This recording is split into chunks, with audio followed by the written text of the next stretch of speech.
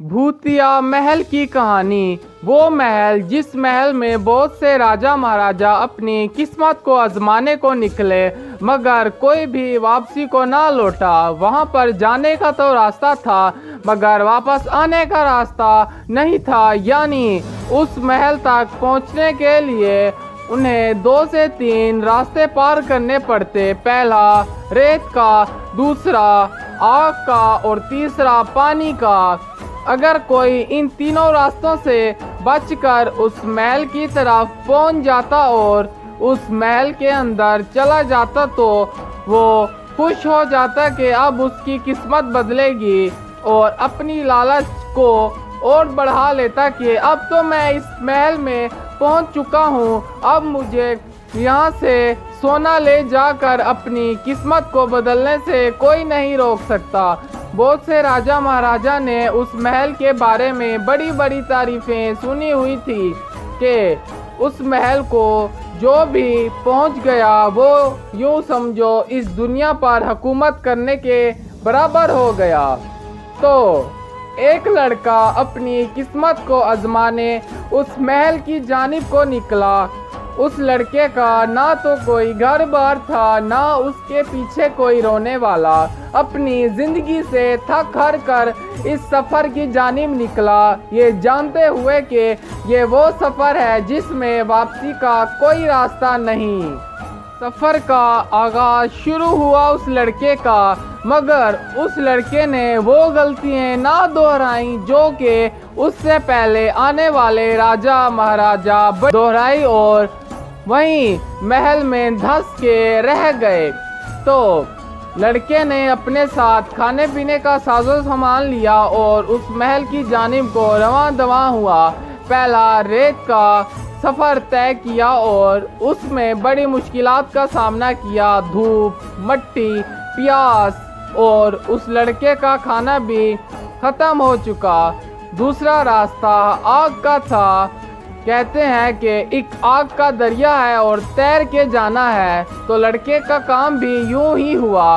उस लड़के ने अपना दिमाग चलाया और देखा कि उस आग की जानिब लड़के के पास एक नक्शा था कि जब तुम इस महल की जानिब को निकलोगे तो रास्ते में बहुत सी मुश्किलात आएंगी, मगर वो वैसा नहीं होगा जैसा वो दिखता है, क्योंकि उसका दादा भी उस महल की जानिब गया था और नाकाम होके वापस आया। और 2 नक्शे थे उसके दादा के पास जो वो एक घर छोड़कर चला गया था। उस नक्शे की मदद से लड़के ने दूसरा सफ़र आग का आंख बंद करके तय किया।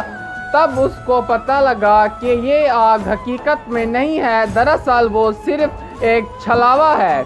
और तीसरा सफ़र जो आखिरी था बारिश का, वो सुकून से गुजरते गुजरते उस महल की जानिब पहुंच गया और शुक्र अदा किया कि तीनों रास्तों को सुकून से उसने अबूर किया। महल के अंदर दाखिल हुआ तो आवाज़ आई कि एक सवाल है तुमसे, जिसका सही सही जवाब दोगे तो तुम्हें इस महल की वो चीज़ें दिखाई जाएंगी जो कि इस दुनिया के किसी भी शख्स, चाहे वो राजा चाहे वो महाराजा। तो महल से आवाज़ आई कि एक चीज़ तुमको दी जाएगी, अगर तुम उसे गिनने में कामयाब हुए तो यूँ समझना कि तुमने ये दुनिया फतह कर ली। तो लड़के ने सब्र और तहम्मुल से जवाब दिया कि मैं ऐसे नहीं बता सकता जब तक वो चीज़ मुझे दिखाई ना जाए कि क्या गिनना है। तो लड़के की समझदारी देखी गई, जिस पर आए हुए तमाम लोग नाकाम हुए।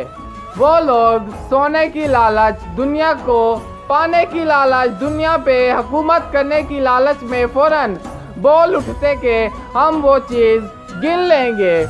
तो उस महल में चारों तरफ हर तरफ काले बाल बिछा दिए जाते कि इन बालों को गिनो।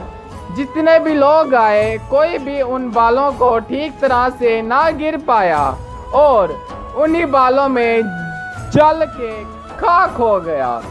तो लड़के का समझदारी का जवाब اس کو اس محل کے تمام تر چیزوں سے مخاطب کرتا گیا اور اس لڑکے نے اس محل کا سفر جو کہ نا واپسی کا سفر تھا اس کو کامیاب کیا، اس پر فتح حاصل کی اور اس محل کی تمام جادوئی چیزیں، مال و دولت سب اس کے سامنے پیش کی گئی، صرف اس کی ذہانت اور صبر و تحمل کو دیکھتے ہوئے۔